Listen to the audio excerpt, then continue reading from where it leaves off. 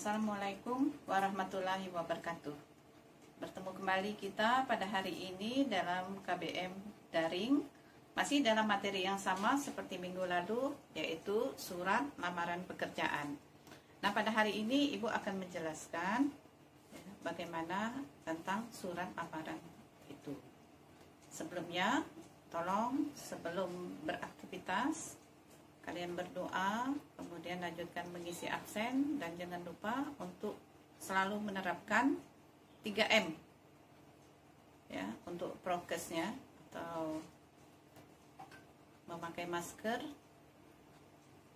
ya, kemudian mencuci tangan dan menjaga jarak ya. Baiklah, kita mulai saja untuk materi hari ini, yaitu tentang surat lamaran pekerjaan. Nah, di depan ini sudah tertulis surat lamaran pekerjaan, tertulis tanggal 30 Juli 2021. Nah, surat lamaran ya, ini berisi tentang permohonan kerja. Strukturnya atau sistematikanya bisa kita lihat seperti ini. Di sebelah kanan itu ada tulisan mempawah. Mempawah adalah nama tempat ketika kita menulis surat tersebut. Nah, mempawah karena ini merupakan nama khas geografi, maka kita perlu menggunakan huruf kapital untuk huruf awalnya.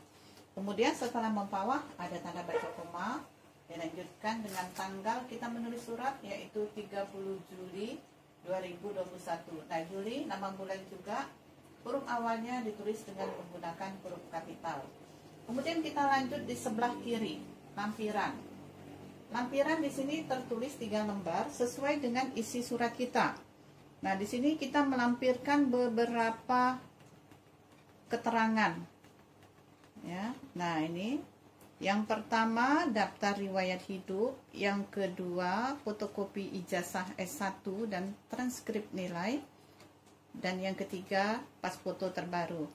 Oleh sebab itu, lampirannya tertulis 3 lembar ya, sesuai dengan keterangan tambahan yang kita lampirkan di dalam surat lamaran pekerjaan kita. Nah, kemudian apa perihal atau hal? Ya, di sini disertai tanda titik 2, yaitu permohonan kerja.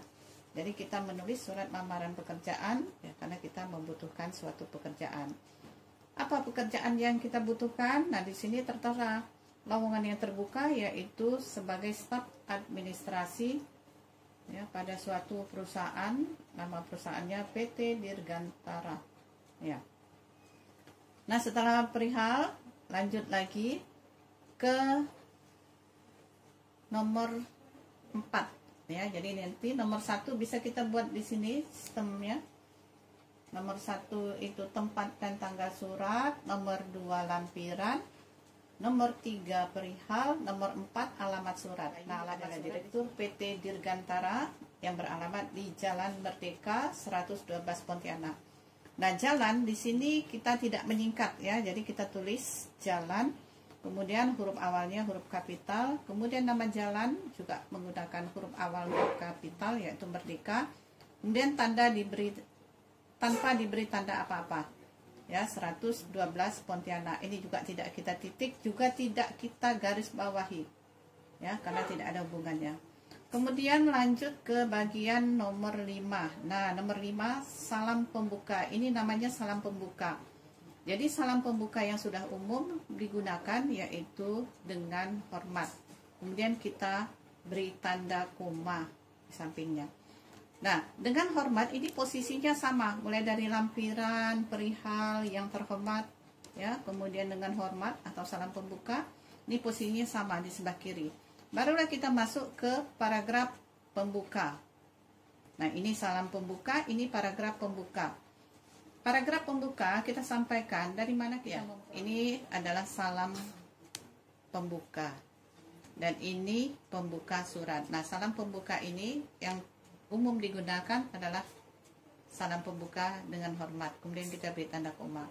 Kemudian kita masuk ke alinea pembuka.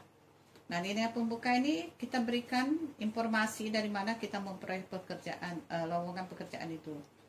Nah, kalau kita memperolehnya dari iklan, maka kita tulislah sebagai pembukanya di sini berdasarkan iklan yang dimuat di surat kabar. Nah, apa nama surat kabarnya? Tribun. Tribun di sini kita menggunakan huruf awalnya huruf kapital. Kemudian kita tampilkan juga atau kita sertai juga tanggal iklan tersebut ya, berdasarkan surat kabar itu tadi. Lanjut, bahwa PT Dirgantara membuka lowongan kerja sebagai staf administrasi.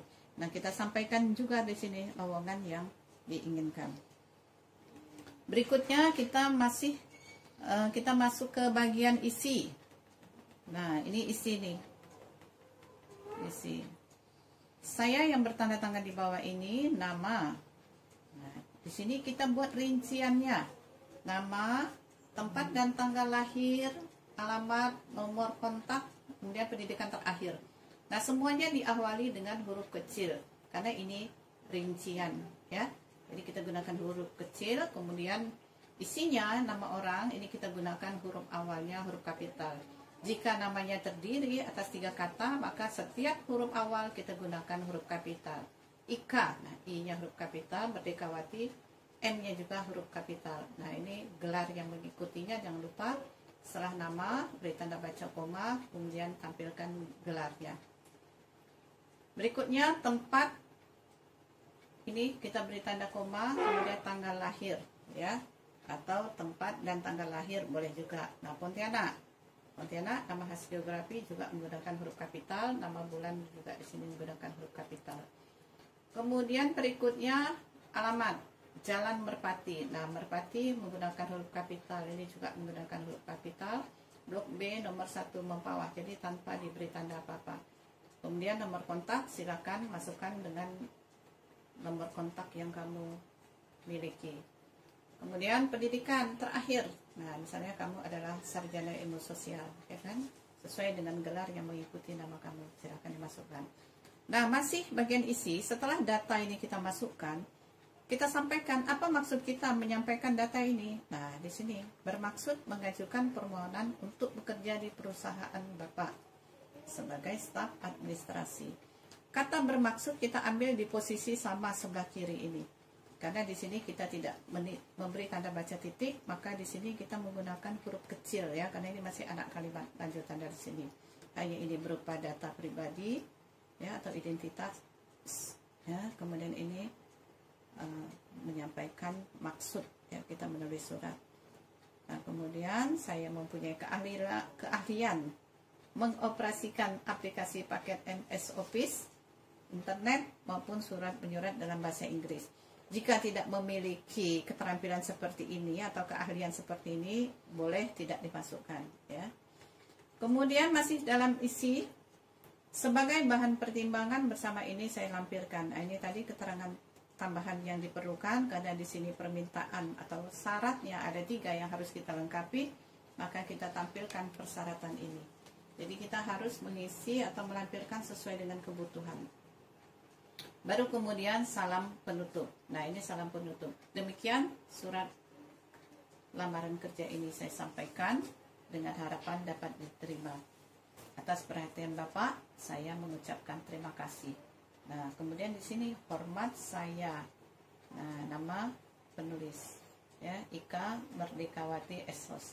Nah, jangan lupa surat lamaran itu harus ditempel dengan meterai ya. Jadi meterai yang digunakan sekarang itu adalah meterai 10.000. Jadi kita letakkan di sebelah kiri salam penutup ya. Nah, ini salam penutup, ini penutup surat, ini salam penutup, dan ini nama tulis. Dan jangan lupa tanda tangan dikenai dengan meterai di sini sampai sini ya. Nah, jadi kalau kita perhatikan bahasa surat di sini sangat singkat ya. Jadi singkat, padat, jelas dan sopan ya. Singkat artinya kita hanya memuat hal-hal yang pokok saja, jadi yang penting saja, yang tidak ada kaitannya dengan surat menyurat kita tidak lampirkan. Jelas. Nah, jadi kita menggunakan bahasa yang baku. Kemudian sopan, ini maksudnya tidak menyinggung perasaan orang yang menerimanya ya. Jadi bahasa surat lamaran pertama menggunakan bahasa yang baku, yang kedua singkat, padat, jelas dan sopan. Ya. Nah, strukturnya kalian bisa lihat, ini bisa dibuat ya tanda atau skema. Nah, di sini nomor 1 atau kita buat kotak di sini nomor 1, 2, 3, 4 alamat surat, 5 salam pembuka. Nah, pembuka surat ya mulai dari berdasarkan sampai penutup surat, yaitu adalah tubuh surat. Jadi tubuh surat itu terdiri atas pembuka surat, isi surat dan penutup. Barulah salam penutup ya, dan nama jelas ya, tanda tangan dan nama jelas. Jadi surat itu harus ditandatangani. Ya, demikianlah isi maupun kebahasaan dan sistematika dari surat lamaran pekerjaan. Jika ada hal-hal yang belum jelas, silakan kalian ajukan pertanyaan ya langsung di web sekolah. Terima kasih. Assalamualaikum warahmatullahi wabarakatuh.